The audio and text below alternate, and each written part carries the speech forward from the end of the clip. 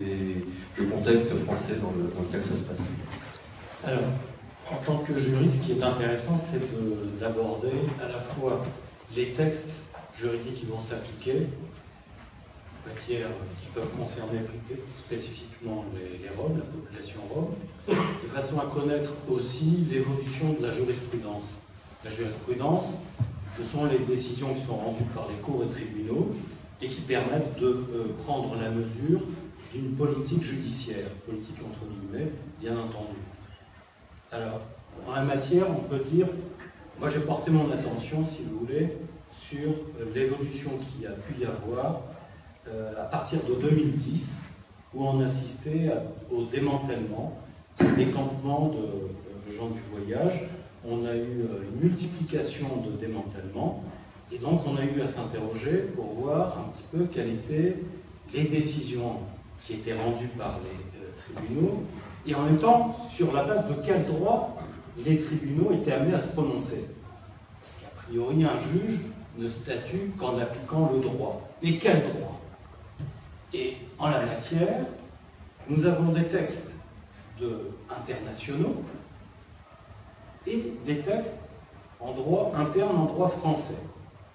Les textes de droit international, le premier auquel on pense, c'est la Convention des droits de l'homme et des libertés fondamentales.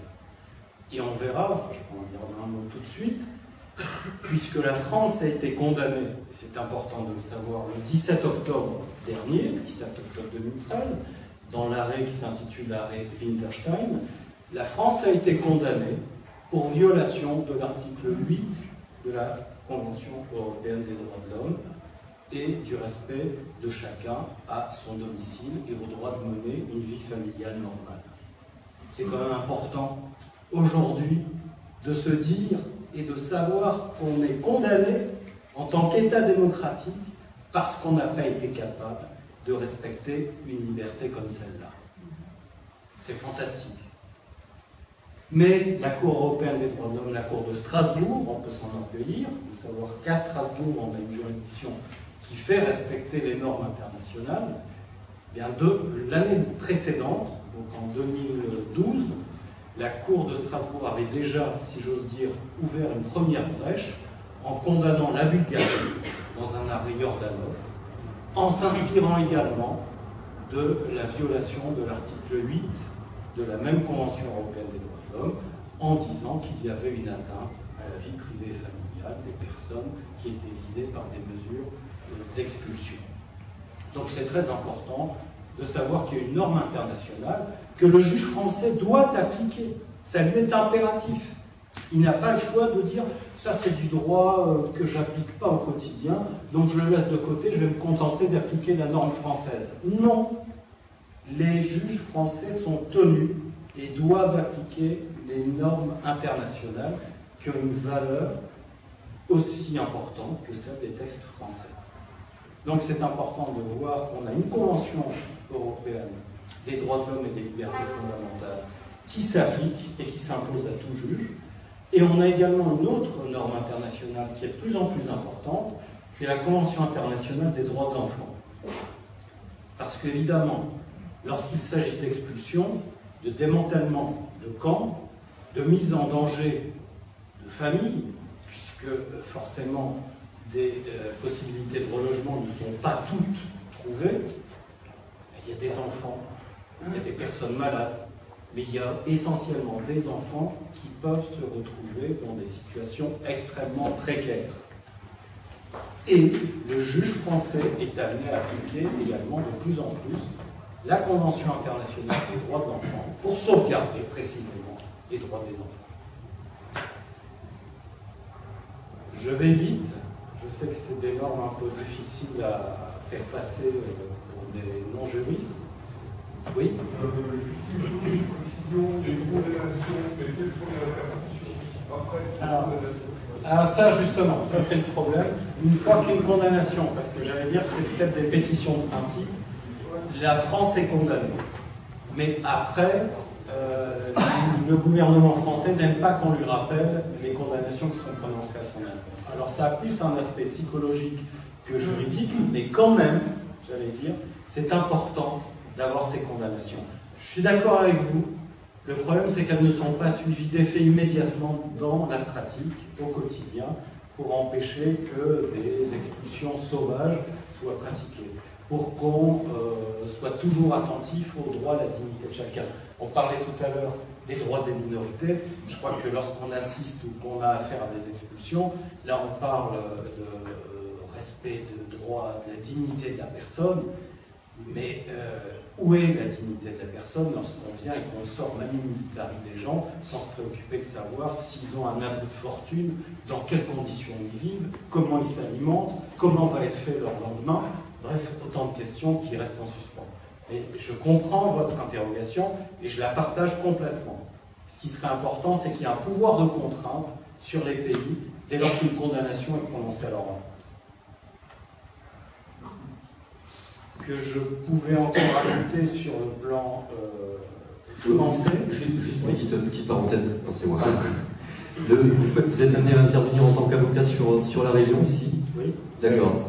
Donc ça se passe comment concrètement? C'est des familles qui vous sollicitent ou... C'est des familles qui sollicitent. Là, sur Strasbourg, ben, ce n'était pas contre la ville de Strasbourg, mais c'est la commune d'Avignon qui avait entamé une procédure devant le juge administratif en saisissant le juge administratif en référé, c'est-à-dire selon une procédure d'urgence pour obtenir l'évacuation de gens du voyage, dont vous parliez à l'instant, qui sont français et qui n'avaient pas respecté un certain nombre d'obligations dont on les accusait de ne pas avoir payé l'ordonnance, qui étaient accusés d'infraction, de causer des troubles à la République, et donc la commune avait entamé cette procédure pour laquelle ils ont d'ailleurs obtenu gain de cause. Après, c'est difficile d'aller jusqu'au bout des voies de recours, puisque pour que la Cour de Strasbourg, ça c'est encore une subtilité juridique, pour que la Cour de Strasbourg puisse se prononcer, il faut qu'il y ait ce qu'on appelle la règle de l'épuisement des voies de recours internes. Et c'est très difficile de pouvoir aboutir. Là, dans l'arrêt de la Cour du 17 octobre 2013, où la France a été condamnée, ça partait d'une décision du tribunal de Pontoise, confirmée par un arrêt de la Cour d'appel de Versailles. Les personnes avaient fait une demande d'aide juridictionnelle pour pouvoir former un pourvoi en cassation. Ils n'ont pas obtenu l'aide juridictionnelle et finalement, ils ont porté leur demande devant la Cour de Strasbourg et c'est qu'à l'issue d'une procédure qui a été entamée en mai 2004, sauf si je me trompe, mais je crois qu'il s'agit bien de ça, mai 2004, on a attendu le 17 octobre 2013 pour que la France soit condamnée. Pour dire que c'est des parcours extrêmement longs, pénibles et difficiles. Donc, évidemment, tout le monde ne peut pas avoir cette patience, tout le monde ne peut pas être en attente et avoir la volonté d'aller au bout des procédures. Et sur Strasbourg, vous avez été sollicité par des familles aussi ou pas en tant qu'avocat? Des familles roms migrantes qui... Il y en a. Ouais. Moi, personnellement, je n'ai pas rencontré cette problématique de démantèlement des campements. J'ai porté mon attention sur le droit positif parce que j'ai défendu des squatters qui n'avaient pas l'étiquette Rome, mais des squatters. J'ai souvent été à me pencher la question. J'ai même vu, en faisant des recherches, que l'une des questions qui se posent pour l'évacuation des squatters a été posée pour le démantèlement des campements de gitans, ce qui est très intéressant, j'ai trouvé sur le plan juridique, c'est la question de savoir si on pouvait appliquer le dispositif de la trêve hivernale aux personnes qui sont concernées par les expulsions de campements. Il y a une question qui a été posée au Premier ministre, qui a répondu en disant que ben non, ce dispositif de la trêve hivernale ne concernait pas les personnes qui étaient expulsées des campements. C'est l'ancien ou le nouveau Premier ministre? Ça sera en 2012. Non, je vous laisse faire le calcul. Et alors qu'à mon sens, sur le plan juridique, il y a plusieurs arguments qui militent en faveur de l'application de ces dispositions. Alors c'est un article du Code de procédure civile d'exécution qu'on retrouve et qui permet de faire une application donc, du délai de l'obtention d'un délai d'évacuation de 3 mois à 3 ans, dès lors qu'on éprouve des difficultés de relogement et dès lors qu'on n'est pas entré dans les lieux par voie de fait. Et l'une des questions qui se pose en pratique, c'est de savoir si le fait de rentrer dans un campement de manière illicite et de déposer une caravane, de mettre un abri de fortune, est-il ou non constitutif d'une voie de fait? Il n'y a pas de violence en tant que telle. Les gens pénètrent sur un terrain, déposent un véhicule ou bien posent quelques objets qui constituent un abri de fortune. Est-ce qu'on peut considérer qu'il s'agit d'une voie de fait? Ben non, bien sûr que non. Enfin, je ne sais pas la logique juridique, mais en même temps, la logique toute simple doit conduire à faire admettre qu'on n'est pas en présence d'une voie de fait dans un tel cas. C'est l'évidence. Et pourtant, la question a dû se poser. Et les juges ont répondu. Alors, ce qui m'a rassuré, c'est que les juges ont estimé qu'évidemment, il n'y avait pas de voie de fait.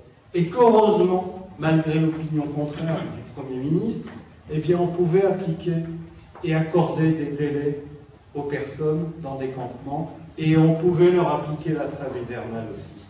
Donc c'est quand même rassurant, c'est ça que je voulais dire, c'est de savoir que sur le plan du droit interne, on a quand même une législation, en tout cas des magistrats, même si ce n'est pas partagé, et loin de là par tout le monde, mais on a quand même des magistrats qui sont là pour faire appliquer les normes internationales et internes, et qui font preuve de bon sens. Dernière observation, après je passerai la parole.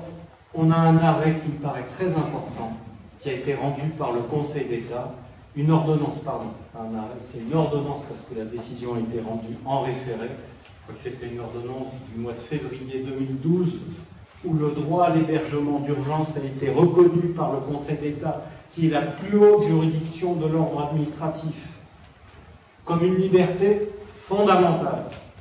Et ça, c'est très important pour un praticien du droit, parce qu'une liberté fondamentale, ça permet de saisir le juge en urgence et de demander ce qu'on appelle un référé suspension.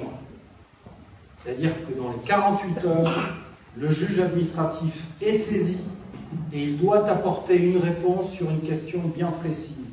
Y a-t-il ou non un danger? Y a-t-il ou non une proportionnalité dans les buts poursuivis par une expulsion ou pas? Là, le Conseil d'État, la plus haute juridiction de l'ordre administratif en France, a estimé que ce droit à l'hébergement d'urgence constituait une liberté fondamentale. Et plusieurs décisions ont été rendues qui ont condamné les préfets, au besoin sous astreinte, à reloger des personnes qui avaient été sorties de campement. Donc, j'allais dire, c'est quand même rassurant, même si on en est loin, et que ça démontre d'où il a fallu partir pour en arriver aujourd'hui à ces décisions-là. Mais, j'allais dire, c'est un côté rassurant de se dire, heureusement que nous avons affaire, de temps en temps, à des gens éclairés, qui savent appliquer le droit, raisonner, comprendre et réfléchir.